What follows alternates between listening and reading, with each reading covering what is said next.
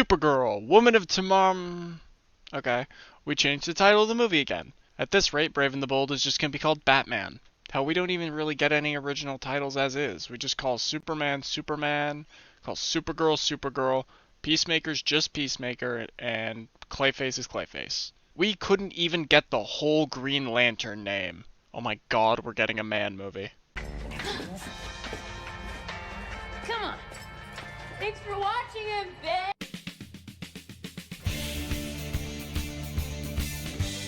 For Supergirl, here are all the references I used to make her. Those McFarlane toys are actually a lot more reliable for this sort of thing than you may think. For the body cutout, I was worried I'd maybe made her too short to the point where it was disproportional, like the Elena I made last year. I guess I didn't notice how bad it was because I was just kind of rushing it. When sewing the body, I gave her kidney failure. I know Kryptonians heal quick, but who knows how long she was away from that yellow sun for. In real life, Millie Alcock is 5'5", a full 11 inches shorter than David Cornsweet. I based her height off the pattern I made for Marvel Rivals bodies, considering that that's just the standard for me now. So she's not going to be like perfectly scaled with David. Maybe in a year I'll look back on this as disgusting and in need of an update, but right now I'm happy. Making her head is no different to any other head. When stuffing her face, I also decided to put a little more stuffing in around her mouth and jaw area. I'm going to leave her bald for now, so her hair doesn't get in the way while I'm sewing. I'll be honest, I'm not as excited for Supergirl as I was last summer for Superman. That's not to say I'm not excited for the movie. I think it's just more that Superman was this promise. A fresh new start to a better DC universe. And it looked like something we hadn't seen from the character in a long time. As for this hasn't wowed me yet. I do like Supergirl's costume over Superman's, however. Like, they look pretty similar, obviously. But I think it comes down to how they fit the actor. I think Supergirl's costume just fits her a lot better and is more flattering to the actress. As where one of my only problems with Superman's is that it's too baggy in my opinion. Which, I get it in the sense of the comics that they're adapting into it and what they're going for, but just because it's inspired doesn't mean I have to like it. It seems that this keeps happening. I keep liking women's costumes over the men's. Like last year with Invisible Woman being my favorite of the four. I can pretty confidently say though that this summer will be different. I mean, come on. Green Lantern looks amazing. For her shoulders, I haven't sewn it down in the front yet. I'm gonna leave it till later because I want to sew the cape into the costume. After making her torso, I make her boots. The boots that have next to no detail. Which is good for me because it makes things easier and I get bored doing boots or shoes or just any footwear. The boots are actually one of the details that they changed between the end of Superman and this movie. That and the skirt. They really simplified things between films. Which I'm all for. Like, I think the boot change is definitely better. The old ones look like rain boots, as where these look like more superhero-y. At first when I noticed the skirt, I was a little disappointed because I thought the old one was cooler and I liked the way it looked, like, integrated with the belt. But upon further consideration, I think what we have is definitely better. The old skirt looks more like Wonder Woman. I like how nice and simple this is. I just really like this costume. I don't even mind the thick dark blue lines all over it. The skirt is the last detail I add before painting her. While yes, exceedingly simple to do, skirts are often annoying for me to make. This is mainly because since it's on such a small scale, there really isn't that much weight to weigh it down. So it just sits the way it does, which bothers me. While painting, I didn't pay enough attention to a bit of paint that had gotten on the bottle, and luckily this is a very solvable problem. Nobody will ever know. Except all of you guys. If it wasn't clear, I just flipped it inside out. I thought about painting over it at first, but this is just a much better idea. After adding the belt and drawing the details with brown marker, I can add the cape. Like her cousin, she carries a golden crest on her back. Something I'm really glad they're including in these suits. I even remember being hyped last summer when I saw it on Superman. After sewing in the cape, I can finally make her logo. I did cut a few versions before getting one I was actually happy with. I do it the same as my other Superman, with the Sharpie and cutting it out backwards and all that. The gold outline on these logos honestly really helps make it easier for me to sew it onto the chest. I go by hand using a pin and some gold paint to outline the S on her back, if you want to call it an S. Then I paint the blue lines on her shoulders. With her suit done, I can do her hair. I hate doing blondes. It's usually such a specific color I often just don't have, and I don't know where to get it. Since she's got black hair on the top of her head, I color that with Sharpie and then add some strands of hair in the front. With that, she's complete, and I think she's great, specifically the likeness to Millie Alcock.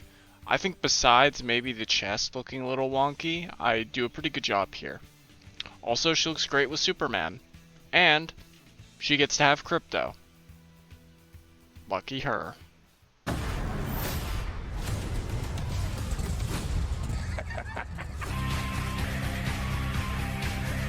For Lobo's reference, I made him at the end of April, so there was really only trailers and, by the grace of God, a McFarlane figure. A figure I could take screenshots of from review videos people who own the figure already made. I did record me making the body. Luckily, my phone once again heroically decided it wouldn't save the time-lapse though. A common and reoccurring problem. I'm gonna get a new phone soon, so hopefully that fixes my issue. Speaking of issues, I think I made the body too big. Like, Jason Momoa is 6'4", which is the same height as David Cornsweet, and my Superman is noticeably smaller than him. Now, I think it's because I've made my Marvel Rivals characters my average size for the stuff that I make, so it's just changed to accommodate that. Unfortunately, that means I was correct a year ago when I predicted I'd need a new body for Superman. Probably for the best, my Superman body isn't great. This time on the face, I decided to draw the black area before sewing the eyes on. All too often, I add it after, which ends up discoloring the thread. I make another blunder, however, because I drew the shape completely wrong. My second major blunder. And I haven't even finished the body. I decided to add the beard, then because I wasn't happy with how dark it was, I painted it instead. I used this opportunity to just try and correct the mistake, which I'd say I'm successful enough. The Sharpie will fade eventually, I guess. Getting back to the rest of the body, I add his pecs. I cut little slits on them and sew them so they're more 3D. Kinda like Supergirl's boobs. I think I made them the same cup size. When I'm done talking about man boobs, I can mention that I also went over with some Sharpie and gave him his tattoos. Luckily, I'm going for a more faded look with them as opposed to what I'd done on the face. With the reference I had, it was kinda difficult to figure out what they actually looked like, so I just do them to the best of my ability. After drawing them on, I go back to the head and give him his hair. I kinda gave him the bare minimum of hair that I would have had to. I'll go back later and add more, but for now, I just go with this. Once it's all sewn on, I finish with the body. Now I can go to the outfit he wears. He's got black tights, gauntlets, a sleeveless leather jacket, and a sleeveless trench coat. I'm not gonna make the trench coat. I don't care if he wears it in the movie, I don't care if people think it's cool, I really haven't heard anything about it, or people's opinions, but I mainly just prefer him without it, and I don't want to bother making it. When it comes to the design of Lobo in the movie, it's pretty good. I don't really have a problem with it. Not to sound picky, but I think if I were designing him, I'd give him jeans and fingerless biker gloves. Something like his look in the show Krypton, for anybody who's seen that. I'm not going to sit here and pretend I have. I'd say that design is pretty great. With that said, I don't really have an issue with this one. Nothing against the actor, but I definitely prefer how Jason Momoa looks as the character, as opposed to the guy they get to play him in that show. It's close though, like that guy looks pretty good as the character. When it comes to actually making this, it kind of tripped me out a bit, because it was so easy. Maybe I just took an easy route, but it's actually really simple. I think after the movie comes out and there's like better reference, I might go back and touch up some things that I probably missed. I won't lie though, I am partially guessing some of the time. A lot of his detail is really just in his pants and how I paint them. It always helps when they're also just all black. Really muddies the overall detail. I love to not know what I'm doing. I have added spikes to the knee pads, similar to my Marvel Rivals magic. After I do that, I can paint the pants. It's mostly detailed in black. It was pretty hard to figure out exactly what details I'm doing, but I also just kind of cheese some of it with the paint. Such details as grooves in the armor, or just the illusion of paneling. After painting it in black, I wait for them to dry and then use silver paint to scuff up the armor. I do think I kind of overdid it with the silver paint, but I definitely think it looks better with it than without it. Next, I can add the chain details. I originally bought the silver chain to make Cloak, which is a character I haven't yet uploaded or edited. So I guess that's a little teaser of someone to come out. Don't worry, Cloak and Dagger mains, I have made your character, just be patient with me. Because of the amount of chain that I need to use for Lobo, I obviously didn't have enough after Cloak and Dagger. So I had to go back out and get more to do the chains on his arms and that big ass necklace he wears. As an interesting tidbit of lore for you, the thing that he wears around his neck is actually a capsule that he keeps a red lantern ring in. Which is super cool to think that he just carelessly has that on him, choosing not to use it. I am really hoping that they actually go with that in the movie of why he wears it. Like, I mean, I wouldn't even be surprised if they didn't explain at all why he has it, and it's just a part of his outfit. But, like, the fans would know.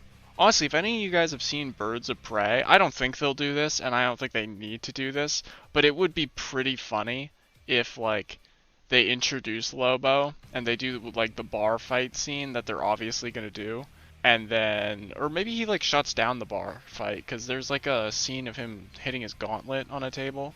I think it'd be really cool if you gave him an animated intro, like the beginning of Birds of Prey with Harley Quinn. How she, like, goes over her origin and all that. I think that would actually be really funny. I also just don't see why they wouldn't have it be a red lantern ring, though, especially with lanterns coming up. Like, it's a perfect opportunity to introduce a reference to that in there. Again, with the gauntlets, just like his pants, I use the paint to cheese a lot of the detail. I do think this looks better with paint, though, over something like felt. I used to swear by only using felt and thread and thought that paint was lazy, just cause sewing it was more work. I also just saw, like, other videos of people making things that's like, how to make this with no sewing, and they would just glue it all together, and I'm like, what's the point? It's gonna fall apart. I still don't glue things together, but I definitely use a lot more paint. Like, I stopped thinking that way when I was 12. Anyway, for the last bit of Lobo, I make a sleeveless leather jacket. Obviously, I don't make it out of leather, or fake leather. I used to do some stuff with that material, but I stopped because it has no shelf life, it just falls apart. Now her costume's completely fallen apart, and I'm gonna have to remake her one day. When it comes to detailing Lobo's jacket, it's kinda hard, mostly because I don't really have any reference material for it. Like, there's a few photos of it on an angle, but besides that, I kinda just have to minimally detail it. This part is the part I'm mainly talking about when I say that I have to come back and add more detail after the movie comes out. But for what I was able to do, I'm pretty satisfied with it. Plus, I didn't want to make the trench coat. And that's it! Supergirl and Lobo.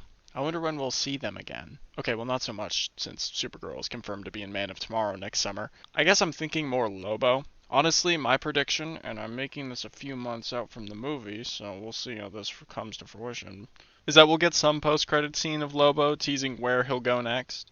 Here's a shot of all my DCU stuff I've made. Since the universe is still small enough, I feel like I can keep doing this. Plus, it's fun to see all of them together.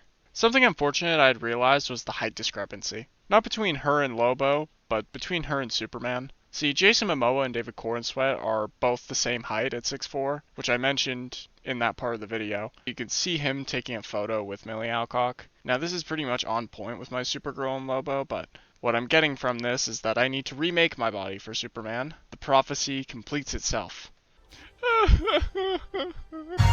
Hypergamous void, wherever you are. Don't need a Becky, it's a Stacy I want. Hypergamous void, are you a Chad? If you're not 6'3", you can't blow out my back. Hypergamous void, just lay